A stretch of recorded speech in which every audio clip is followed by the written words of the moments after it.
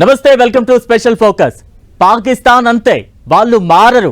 మత విద్వేషాగ్నిని నూరిపోస్తున్న Pak army chief Asim Munir ఇప్పుడు చిన్నారులకు ప్రతీకార విషబీజాలు, వేర్పాటువాద పాఠాలు నేర్పుతున్నారు. వచ్చే జనరేషన్ కి ఆర్మీ జనరల్ అసీం మత విద్వేష శిక్షణ ఇస్తున్నారు.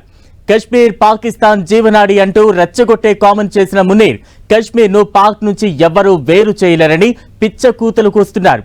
రెండు దేశాల సిద్ధాంతం అద్భుతమైనదని సమర్థిస్తూ హిందువులు ముస్లింల మధ్య మతం, సంస్కృతి, ఆలోచన విధానం చాలా వేరుగా ఉన్నాయని, అందుకే పాకిస్తాన్ దేశంగా ఏర్పడిందని ఆ దేశపు ఆర్మీ జనరల్ అసీం ఈ జనరేషన్ పాక్ ప్రజలకు మత విద్వేషాన్ని, అతివాద విష బీజాల్ని నాటడంలో పూర్తిగా మునిగిపోయారు.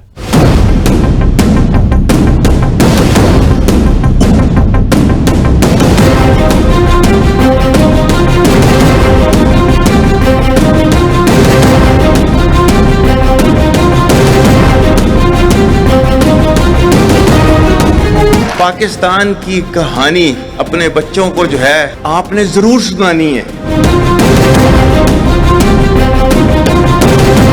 మత విద్వేషాగ్నిని నూరిపోస్తున్న పాక్ ఆర్మీ చీఫ్ చిన్నారులకు ప్రతీకార విషబీజాలు, వేర్పాటువాద పాఠాలు. వచ్చే జనరేషన్ కి ఆర్మీ జనరల్ అసీం మత విద్వేష శిక్షణ. కశ్మీర్ పాకిస్తాన్ జీవనాడి అంటూ రెచ్చగొట్టే కామెంట్స్. కశ్మీర్ ను పాక్ నుంచి ఎవరూ వేరు చేయలేరని పిచ్చి కూతలు. సందు దొరికినప్పుడల్లా సమస్యను తెచ్చిపెట్టడం, వీలు చిక్కినప్పుడల్లా విషం చిమ్మడం. ఇది పాకిస్తాన్ కు ఎప్పుడూ అలవాటే. అష్టావక్ర బుద్ధులతో భారత్ ను ఎప్పుడూ విమర్శించడం, దేశంపై విద్వేషాగ్ని రగిల్చే కార్యక్రమాలకు ఆజ్యం పోసేందుకు పాక్ నిరంతరం దారుల్ని వెదుగుతూనే ఉంటుంది. ఇప్పుడు కూడా పాకిస్తాన్ ఆర్మీ చీఫ్ అసీం మునీర్ చేసిన విషపూరిత విద్వేషపు వ్యాఖ్యల్ని భారత్ అంతే ధీటుగా తిప్పికొడుతోంది. కశ్మీర్ పాకిస్తాన్ కు జీవనాడి అట, దాన్ని పాక్ నుంచి ఎవరూ వేరు చేయలేరట. రెండు దేశాల సిద్ధాంతం అద్భుతమైందని సమర్థిస్తూ హిందువులు ముస్లింల మధ్య మతం, సంస్కృతి, ఆలోచన విధానం చాలా వేరుగా ఉన్నాయని, అందుకే పాకిస్తాన్ దేశంగా ఏర్పడిందని ఆ దేశపు ఆర్మీ జనరల్ అసీం ఈ జనరేషన్ పాక్ ప్రజలకు మత విద్వేషాన్ని, అతివాద విషబీజాల్ని నాటడంలో పూర్తిగా మునిగిపోయారు.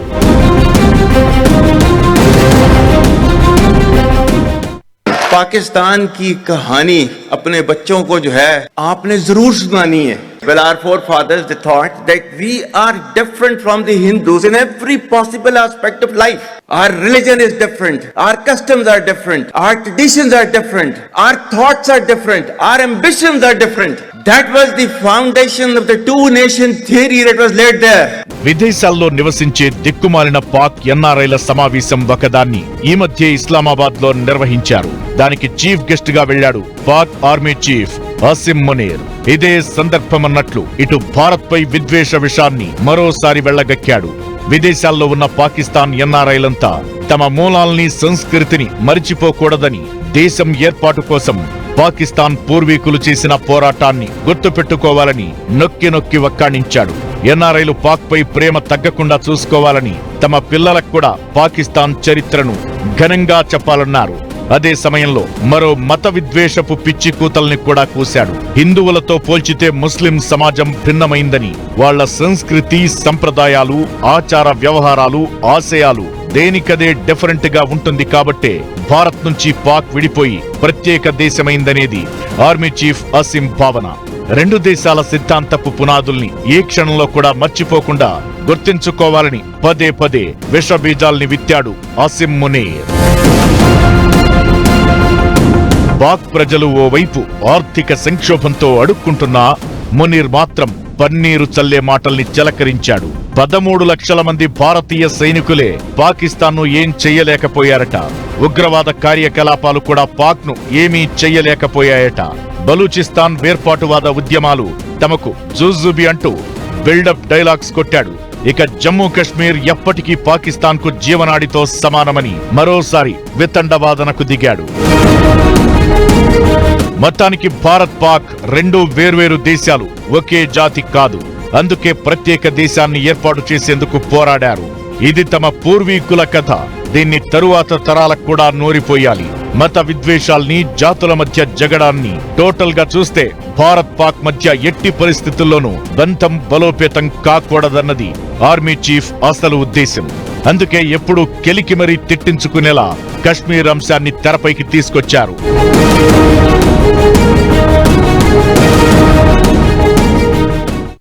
రెండు జాతుల సిద్ధాంతాన్ని రిపీట్ చేయడం ద్వారా పాక్ తమ ప్రజలలో జాతీయ భావనను బలపరచడం, భారత్ పట్ల వ్యతిరేక భావాలను రెచ్చగొట్టడమే ఆర్మీ చీఫ్ మునీర్ ప్రధాన ఉద్దేశం. ఉన్న ఉద్రిక్తతలు చాలవన్నట్లు బలూచిస్తాన్లో ఉద్యమాలను అణిచివేయాలని, పీఓకేను ఎలాగైనా తమ సొంతం చేసుకోవాలని పగటి కలలు, విశ్వ ప్రయత్నాలు, విఫల యత్నాలను చేస్తుంటుంది పాక్. దీన్ని తర్వాత వచ్చే జనరేషన్ కూడా అందిపుచ్చుకుని కొనసాగించాలంటోంది. అందుకే టైం దొరికిన ప్రతిసారి హిందూ ముస్లిం జాతి విద్వేషాలను రెచ్చగొడుతూ పాక్ వంకర బుద్ధిని చాటుకుంటూనే ఉంటుంది. దానికి తగిన విధంగా భారత్ రియాక్ట్ అవుతూ పాక్ తోకను కట్ చేస్తూనే వస్తోంది. పాకిస్తాన్లో ఇంటి పోరుకు కొదవలేదు. అంతర్గత కుమ్ములాటలతో ఎప్పుడూ సతమతమవుతూనే ఉంటుంది. ఓవైపు ఆఫ్ఘనిస్తాన్ తాలిబన్లు, మరోవైపు పాక్ సైన్యం, ఇంకోవైపు ఆర్థిక రాజకీయ సంక్షోభం. ఇలా ప్రభుత్వాన్ని సజావుగా సాగనీయకుండా మోకాలడ్డుతూనే ఉంటాయి. ఇటు బలూచిస్తాన్ రెబెల్స్ ఆర్మీ తాట తీస్తోంది. బలూచ్ రెబెల్స్ దెబ్బకు చాలా మంది పాక్ సైనికులు ఉద్యోగాలు వదిలేసి వ్యవసాయం చేసుకోవడమో, సేఫ్ అనుకుంటున్న దేశాలకు వెళ్లడమో చేస్తున్నాయన్న వాదనలున్నాయి. దీనిపై స్థానికంగా కూడా పెద్ద చర్చ జరుగుతోంది. కానీ అబ్బే, అలాంటిదేం లేదు, మేం సూపర్, మా సర్కార్ డూపర్ అంటూ మేకపోతు గాంభీర్యం ప్రదర్శిస్తుంటుంది పాక్ ఆర్మీ.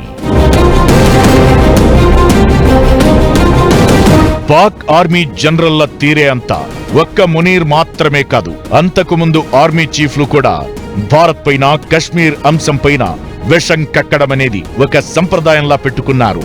1947 నుంచి వీళ్లు చెబుతోంది ఇదే. స్వాతంత్ర్యానికి ముందు రెండు జాతుల సిద్ధాంతం ముస్లింలకు ప్రత్యేక దేశం ఉండాలనే ఉద్యమానికి పునాది వేసింది. దీనికి మహమ్మద్ అలీ జిన్నా నేతృత్వం వహించారు. ఇది సెక్యులరిజం మూలాలకు తీవ్ర వ్యతిరేకం. అందుకే 1971లో తూర్పు పాకిస్తాన్ బంగ్లాదేశ్ గా విడిపోయినప్పుడు దానికి భారత్ మద్దతు పలికింది. ఇది పాకిస్తాన్ కు కడుపు మండేలా చేసింది. తమను కాదని భారత్ బంగ్లా గళానికి మద్దతు పలికి వేరు చేసి పెద్ద తప్పు చేసిందని ప్రపంచ వేదికలపై దాయాది దేశం ఎత్తిపొడుస్తూ ఉంటుంది. దీన్ని కూడా ఒక మాయని మచ్చగా పాక్ భావిస్తూ ఎలాగైనా సరే బంగ్లా రాజకీయాలపై జోక్యం చేసుకోవాలని చూస్తుంటుంది.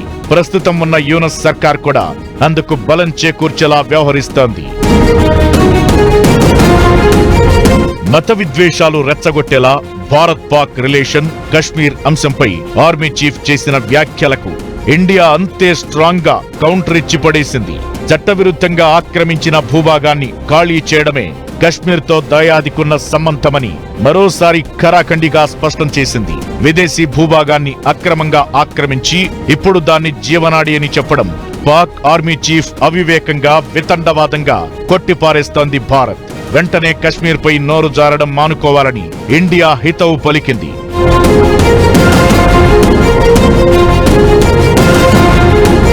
పాక్ ఆక్రమిత కశ్మీర్ లేకుండా జమ్మూ కశ్మీర్ భారత్ అసంపూర్ణమని గతంలో కేంద్ర రక్షణ మంత్రి రాజ్నాథ్ సింగ్ చాలా ఘాటుగానే వ్యాఖ్యానించారు.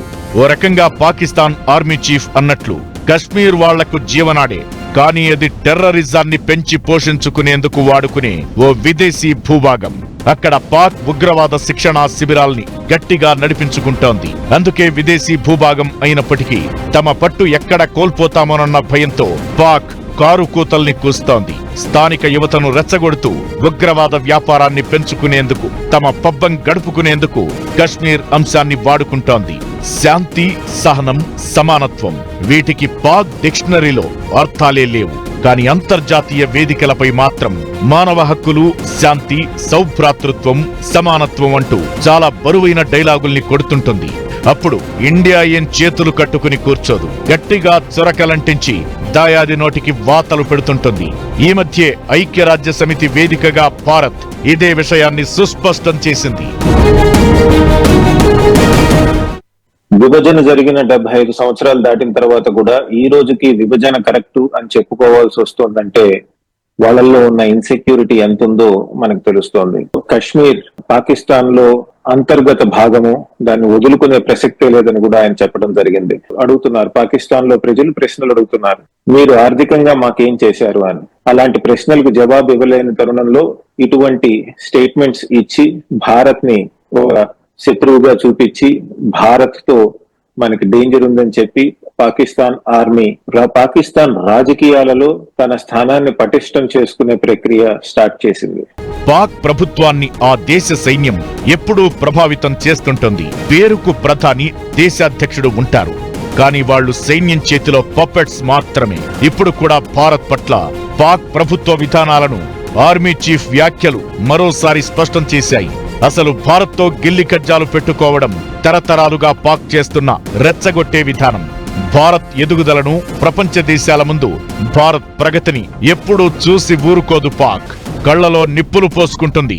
అవసరమైనప్పుడల్లా సరిహద్దుల వివాదమో, ఉగ్రవాదుల్ని ఉసిగొల్పడమో చేస్తూ ఇండియాకు చెడ్డ పేరు తేవాలని తాపత్రయపడుతుంటుంది. ఇప్పుడు కూడా వచ్చే జనరేషన్ కు ఆర్మీ చీఫ్ ఈ పాఠాలనే వల్లెవేస్తూ విషబీజాల్ని నాటుతున్నాడు.